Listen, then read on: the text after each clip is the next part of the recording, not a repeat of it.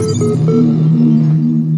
you overcome one of my trials, do you not feel the pleasure of having discovered the proper order of things? That is the spark of Elohim within you, to create order from chaos. And therein is revealed the true meaning of our sigils.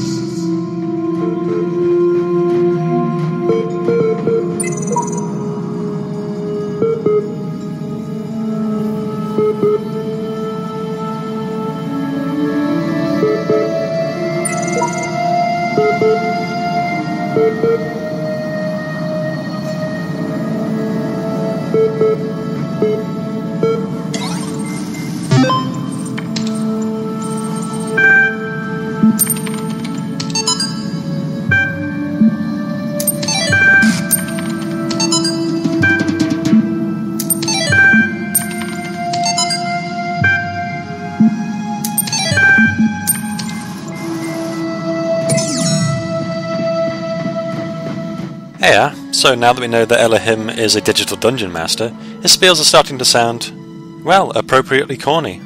We are creating order from chaos.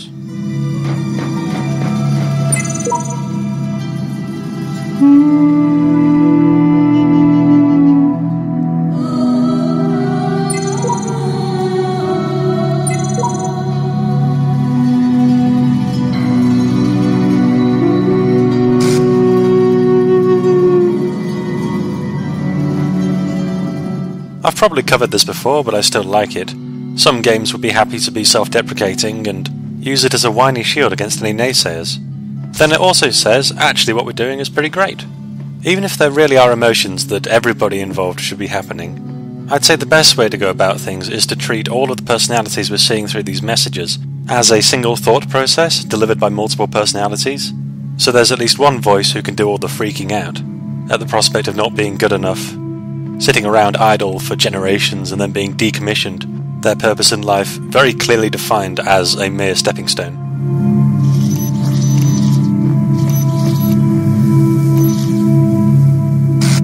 So, last time we met a blessed messenger, Uriel, who had presumably gone through the entire game, solved all the puzzles, kept track of all the solutions, and then waited until we came along so they could provide some assistance. Seems like an incredibly bold, self-sacrificing, completely idiotic decision. It feels like a wavering of responsibility that they didn't want to be the one to actually achieve what this entire thing is set up for. And that's despite being in the best possible position to do so. I'd like to say I'd put all their effort to good use, especially because you can see the little icon down at the bottom of the screen. It's slightly obtrusive. So I will, on that basis alone. I don't know what happens when you do it, but there's an achievement for both getting help and doing everything on your own, so it's one or the other either way.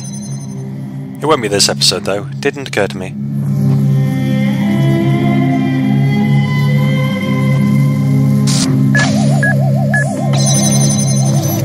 Making a few mistakes here. Still, I like how they've reached a point where they can go back to basics. It's nice to have puzzles with a range and a limited number of components, and not just constantly building on each other.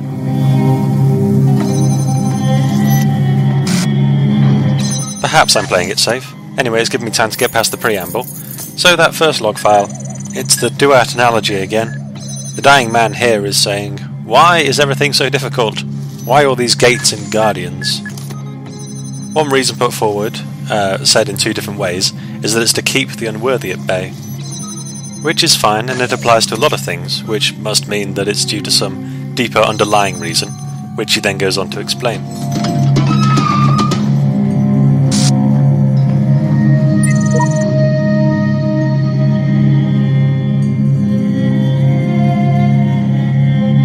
Well, it is the land of the dead, Dog. I think your expectations are a bit high considering that. I assume Dog's talking about this a bit deeper though. Yes, there is a lot of empty space. That's why we're trying to escape. Back to the Osiris text then. He's putting an analogy within an analogy, saying that just like the mountain path has to be steep, the path through the Duat must be fraught with peril. Peril and paradise are inextricable. They create each other, you see. I almost ran out into that. Very shifty. Well, that's fair enough, right? Accomplishing things, getting to places is difficult. Learning how to fold a sheet is difficult to get right, if you've never tried it before. So we have to cling on to that line of reasoning, as the other one, that all of this is somehow inextricable, doesn't make the mightiest of sense. Why not just pump us full of information and culture, ensure that we can walk around on our own, and let us out into the big wide world? No, clearly we just won't be suitable if we don't go through this process. And absolutely, I'd say there's something inherently useful in overcoming adversity in the process of learning something, rather than just jumping straight to the end. Not that we can truly experience that, this is not the Matrix. But we can currently pick up and fly to distant lands with relatively little effort, bypassing the really heartfelt reasoning that goes into a 3-month perilous journey by ship. It can be taken too far though. For example, the government over here in Britain is now mandating a pass rate for 11-year-old SATs tests. I don't know how it is elsewhere, but over here they were supposed to be for assessment of the school. That is, it was supposed to give some idea of the trends and where to focus efforts, that sort of thing. Prompting students to revise for it misses the point. Mandating a pass rate somehow inverts the point into a big trench. So you can either test someone at the start to qualify a base level, or you can spend a lot of time building up their experience and their proficiency, and then testing how that's paid off. You can't tell someone to fold a sheet for the first time and then shake your head sadly when it comes out as an accordion rather than a neat square. And there's definitely a bit of that going on here. The gradual build-up of puzzles, the logical, ingrained, non-expository hints are all fantastic, but the overall expectations being levied on us from all directions are something else.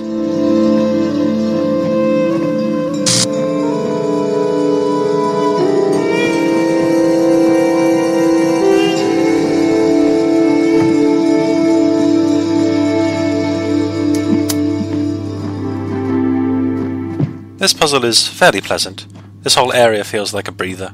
It's not difficult, but it does rely on a bit of fine positioning. The second text file is pretty fun. Again, it seems to be placing a bit of suspicion upon the people behind this project. Aurora Calvin, responsible for the Link hardware, is responding to a panicked email saying that the line that is responsible for transferring the data was commented out at the time. So here you end up with a fairly passable theory, and that answers a lot of the questions I've had so far. We've managed to justify so far why we weren't given all of the archive data up front. But perhaps we were intended to have all of this data all to ourselves, and something went wrong in the final version. Taking it deeper, perhaps the very first versions, the ones that had gone a bit loopy, did receive all of the data and couldn't handle it. At some point, some degree of virtual sentience managed to reintroduce the bug that's mentioned here, allowing them to drip feed us all of this information. I'd be curious to hear how far you can take that theory. For example, what if the archive and the systems running the simulation never joined up, and everything that's being told to us here is a complete fabrication, from the existence of the archive itself to the entire history of humanity as we are being told it. As I said, positioning is really important. Most of this puzzle is me inching these connectors closer and closer to where they're supposed to be. In particular, the window over here threw me off. At least my natural instinct was to stay on the inside of this little 90-degree wall, but you actually have to go through the window and around the outside.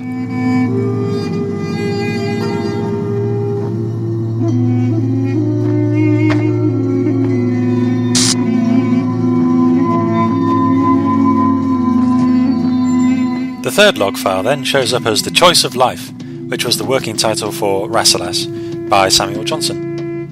A prince is bored, a prince goes out into the wide world, a prince sees misery and suffering, and goes back to his palace a changed person. The question it asks is, can humanity attain happiness? Which it pretty much answers in the negative. The snippet quoted by the log file is the point at which Rasselas says, "Let us return from this scene of mortality, from these mansions of the dead." Can you guess what he's referring to there?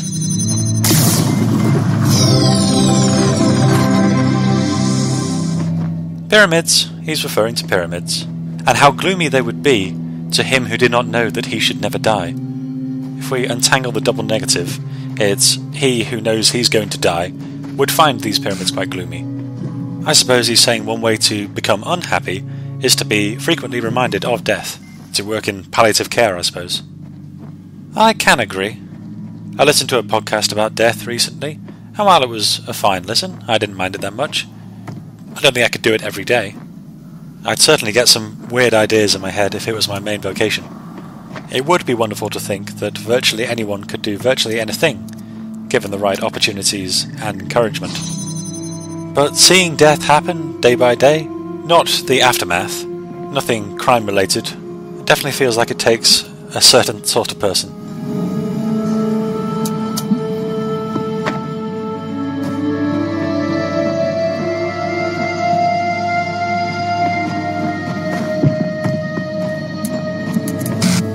We've seen what this puzzle has to offer here. Getting the pieces is as simple as can be.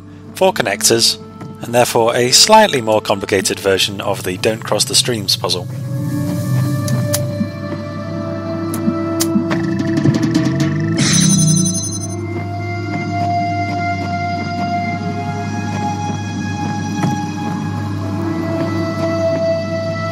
The text log does something slightly strange in the second half. Samuel Johnson's paragraph continues on to say, "Those that lie here stretched before us, wise and powerful, blah blah blah," warning us of the shortness of their present state. It's a follow-on from the previous sentiment. Injected into the middle of that sentence is a extract from the Hymn of Osiris. "Homage to you, Osiris, Lord of eternity, King of the gods, whose names are manifold, whose forms are holy, you being of hidden form in the temples, whose car is holy." Yeah, so why has the archive chose to squeeze that in there? Oh yes, I forgot about this. I was slightly annoyed at having to do the Crossing the Streams puzzle yet again, so I decided to break it. It took a few attempts, might have been quicker just to do it the intended way at the end of it, but if you give me a pile of rocks, I'm going to use it.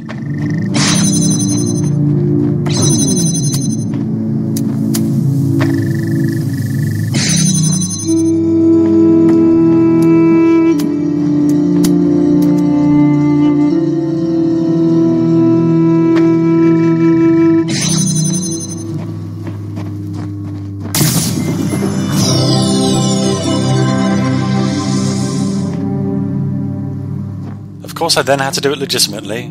I have the mind of a human, I do like puzzles. So all I can think of with Osiris cropping up in the middle of this passage, and Samuel Johnson was a devout Christian, is that Milton is trying to usurp the previous gods. He is against Elohim's fairly Old Testament approach, and what he's actually been trying to do all this time is to give us a display of some ancient Egyptian deities. You know, broaden our horizons, ensure we know there's more out there, even if it's competing with a voice in our head.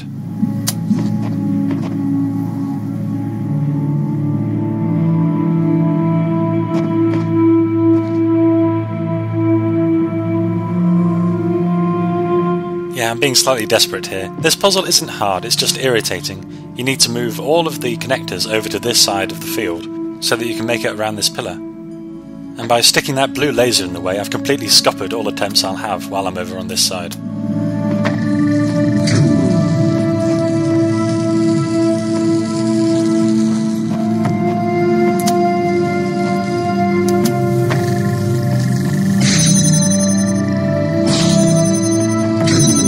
I thought about leaving here, but I'm so close and this hub is so small.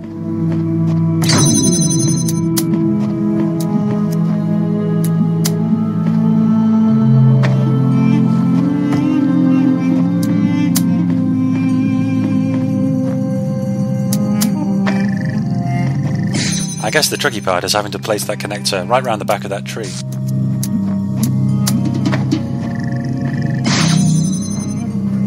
I'd have loved to insert it, every single iconic "you did it" fanfare throughout gaming history, but that would have probably stretched for hours. Ah yes, in lieu of actually being able to talk to people, I'm finding it entertaining placing it next to other messages and seeing what sounds most appropriate.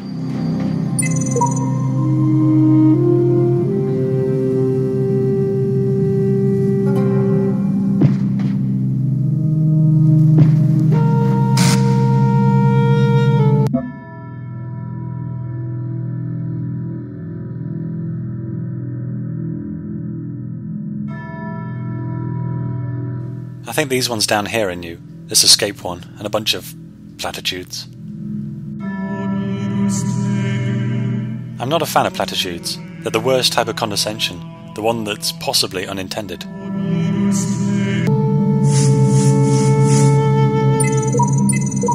Why do I even bother to try? Because look at us, we're improving, we're getting closer to the end. Don't bother going any further, I'm way ahead of you already. Ha!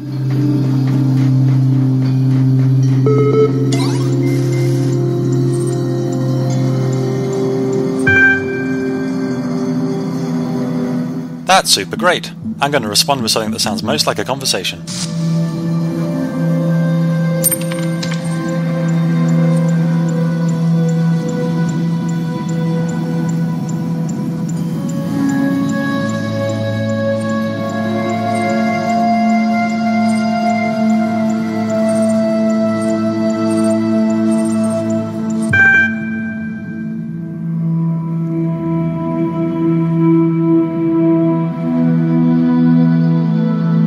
Do I await my moment, or do I make an embarrassing outburst just to see what will happen? How about I refuse to sacrifice a freedom for the benefit of not having to talk about said freedom?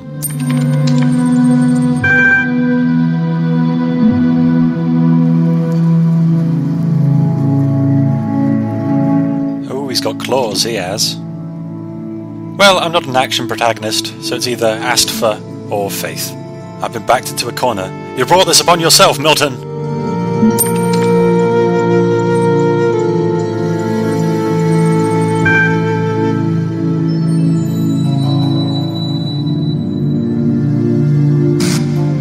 Broken textures appearing in front of the terminals. Yes, I do believe it's about time to leave.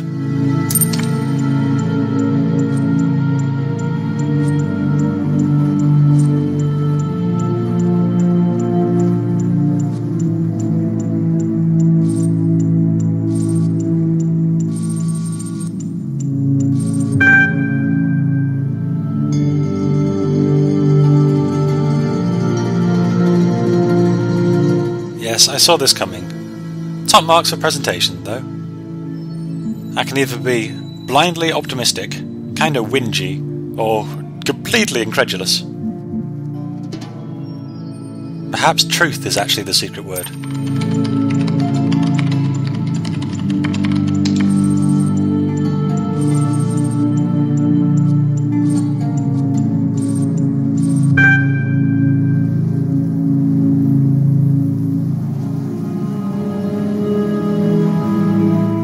Yeah, kinda. At least when it comes to people. I believe people make sense most of the time. You gotta have faith to faith to faith.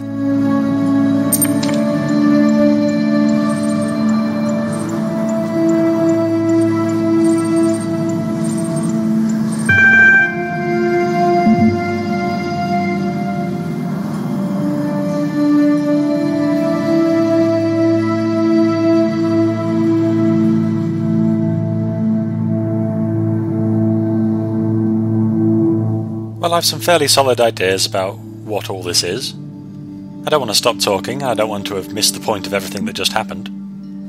Looking back, I'd either have asked what's at the top of the tower, or how is this place related to the human world. For some reason, I chose to ask, what are you? It's still a valid question. I haven't heard it from his own mouth yet.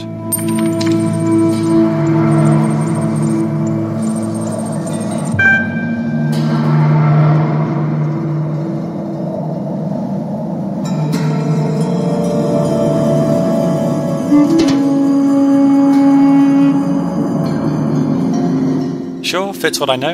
Am I satisfied in general, or with the answer to that question? Well, in the interest of not being a pedant...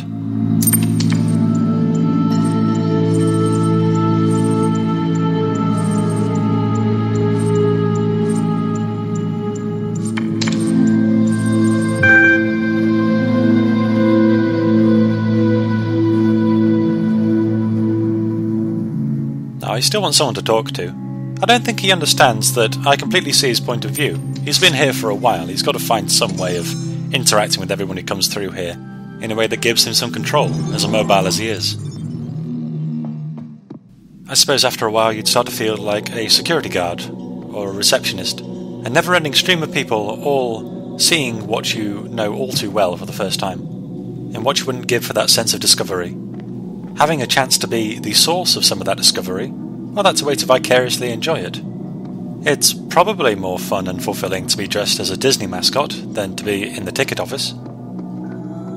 This looks like it's going to be a long one. There were some things I missed in Hub 5, things I was intended to miss. That's how I choose to see these things anyway. Amidst this green fog there is a key. On my way to the keyhole I spot a message I wasn't supposed to miss.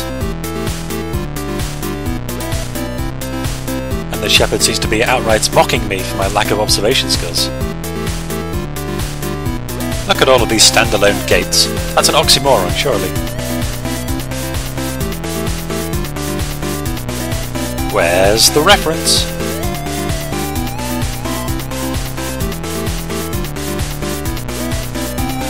A probably reasonably proportioned Statue of Liberty, more so than when Charlton Heston found it. It was there the whole time.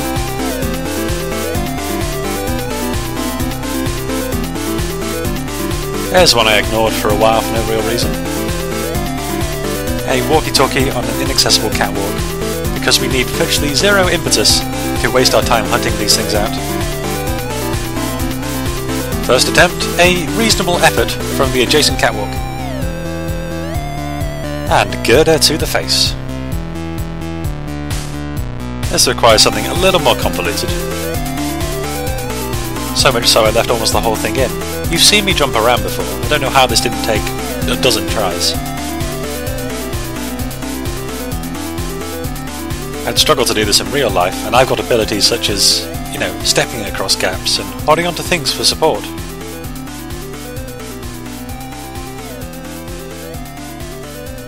One final desperate leap, but it was all worth it. What's happening, Sam? Come on, you're my eyes and ears here.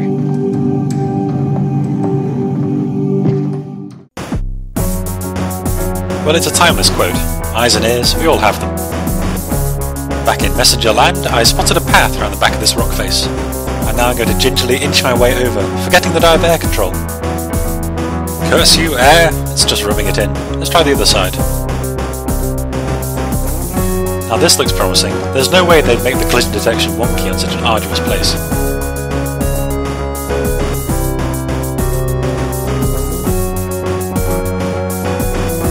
Aha! Infinite Monkey Cage? Ah, it's a reference to the BBC Radio 4 comedy and science programme. Or it's another mirror, falling back on the same Easter egg twice, for shame. Lovely mountains. Enough jumping puzzles yet? How about we try and get there? Using all the advantages that our bizarrely clunky, floaty, hyper-acceleration while in mid-air movement will allow. And that was the easy part. It's good to put the easy part first so you don't mind doing it over and over and over again when you screw up the hard bit. Yeah, that's actually what you're supposed to do.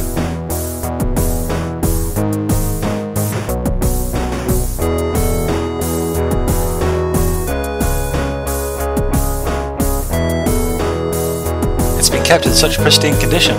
Back in the day, Sam would have accessed this place by firing a rocket at his feet. Aren't you glad this isn't a shooter? I'm sure the developers are too.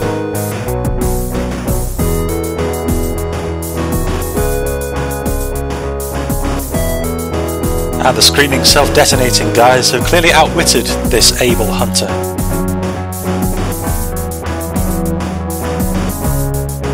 And of course, games within games, one which is less playable than the other. I'm going to go now. Listen for as long as you're able. I'll see you later.